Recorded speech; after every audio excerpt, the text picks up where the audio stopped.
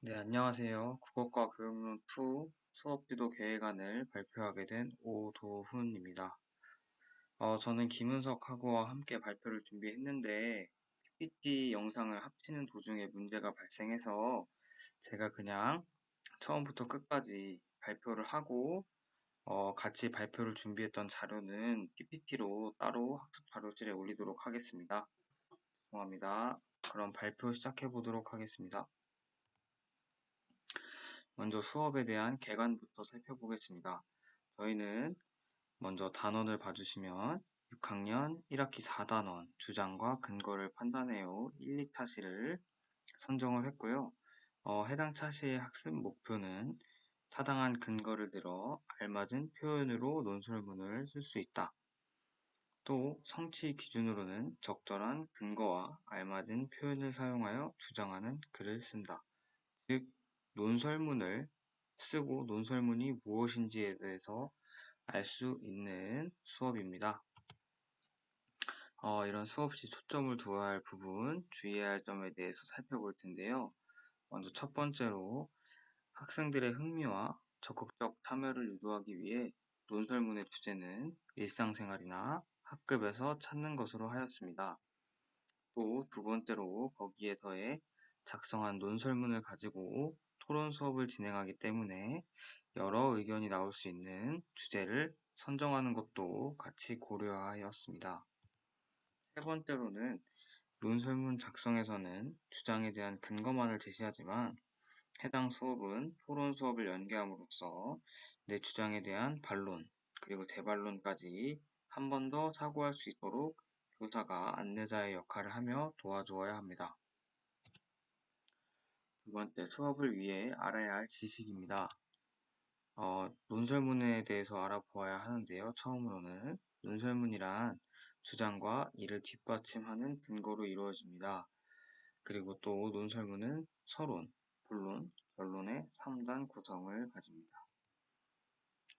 두 번째 알아야 할 지식으로는 주장을 뒷받침하기 위하여 사용하는 근거 자료가 적절한지 평가하는 방법입니다. 첫 번째로는 주장을 뒷받침하는 근거 자료에는 전문가의 면담 자료, 그리고 설문조사 자료가 있습니다. 두 번째, 면담 자료인 경우 말한 사람이 믿을만한지 혹은 말한 내용이 객관적인지 확인하여야 하고요. 세 번째로, 설문조사 자료인 경우 설문 문항이 적절한지, 설문조사 기간과 설문 대상이 명확한지, 또 통계 수치가 있다면 의미가 있는지 따져보아야 합니다. 토론의 절차 역시 알아보겠습니다. 토론의 절차 첫 번째는 주장 펼치기입니다. 토론 주제에 대한 자신의 주장과 근거를 말합니다. 두 번째는 반론하기입니다. 상대편의 주장과 근거 자료에 문제가 있는지 따져봅니다. 세 번째는 주장 다지기입니다. 상대편의 반론이 잘못되었음을 증명하는 상황을 덧붙여 자신의 주장과 근거를 다집니다. 네 번째, 판정하기입니다. 토론에서 잘된 점을 중심으로 승패를 판단합니다. 마지막으로 토론자들이 지켜야 할 토론의 규칙을 알아보겠습니다. 첫 번째는 발언권을 얻어 근거를 제시하며 주장을 말해야 합니다.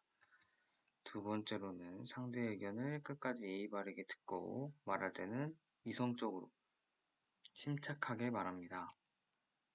세 번째로 토론자의 평소 행동과 토론 내용을 연관지어 말하지 않도록 합니다. 네 번째로는 토론 주제에서 벗어난 이야기를 삼가도록 합니다. 네, 원래는 이 부분부터 김은석하고가 발표하여야 하는데 아까 말씀드렸다시피 제가 나머지 발표 모두 진행하도록 하겠습니다. 학습 모형에 대해서 알아보겠습니다. 저희는 토익 토론 학습 모형을 채택하였는데요. 토익 토론 학습 모형이란 학생들끼리 일정한 규칙에 따라 대화를 나눔으로써 학습 문제를 해결하거나 학습 목표에 도달하고자 하는 공동 학습 모형의 한 형태라고 합니다. 이런 토익 토론 학습의 절차로는 첫 번째, 주제 확인하기, 두 번째, 토익 토론 준비하기, 세 번째, 토익 토론 하기, 네 번째, 정리 및 평가하기입니다. 원래 지도안상에 총 두 차시 수업으로 구성되어 있었는데요. 그 내용이 무엇이냐 하면 첫 차시에는 논설문을 쓰는 과정을 알고 문제 상황에 알맞은 주장과 타당한 근거를 생각한 뒤 자신이 생각한 근거가 타당한지 판단하는 활동으로 구성되어 있었고요. 두 번째, 다음 차시에 논설문을 작성하는 것으로 수업을 마무리했습니다. 하지만 토의 토론 학습 모형 적용을 위해서 학습 활동 과정을 다음과 같이 변화시켰습니다. 먼저 첫 차시에는 아이들끼리 논설문을 작성하고 서로 읽어보며 의견의 타당성에 대해서 토의합니다. 두 번째로는 다음 차시에 작성한 논설문을 바탕으로 토론을 진행하고 평가를 합니다. 즉, 수업 절차를 좀 더 간단하게 말씀드리자면 첫 번째, 논설문, 토론에 적합한 주제를 선정한다. 두 번째, 논설문을 작성한다. 세 번째, 찬성과 반대측 학생이 따로 모여 논설문을 읽고 근거의 타당성과 표현의 적절성에 대해 토의한다.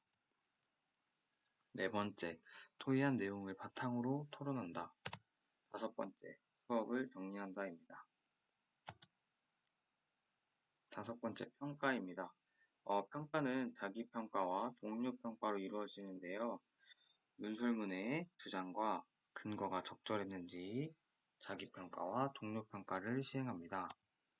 두 번째는 평가 문항에 대한 점수를 상, 중, 하로 나누어 좀 더 세분화된 평가를 실시하도록 합니다.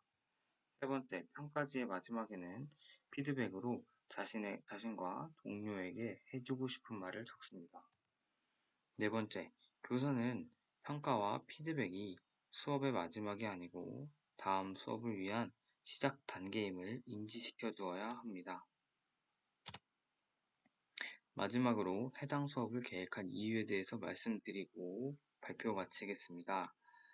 첫 번째로 아까 말씀드렸던 논설문을 작성하는 기존의 지도안에 써져 있던 수업 내용은 학생이 스스로 근거의 타당성과 표현의 적절성에 대해서 평가하기 힘들다는 문제가 있었습니다. 또 두 번째로 교사가 학생이 쓴 논설문에 대해 개별적으로 피드백하는 것은 굉장히 비효율적이고 시간이 많이 들죠. 또 교육적 효과 또한 미비할 것이라는 생각이 있었습니다. 토의 토론 과정과 평가 피드백을 통해 빠른 시간에 또래 친구들에게 자극을 받는 것이 선생님이 교사가 피드백을 해주는 것보다 더욱 효율적이고 교육 효과가 높을 것이라는 생각이 들었습니다. 세 번째, 토의 토론 연계는 반론, 재반론을 통해 더욱 타당한 논설문 작성의 토대를 마련할 수 있으며 그 과정에서 자신의 문제점을 자연스럽게 보완할 수 있다는 장점 역시 생각했습니다.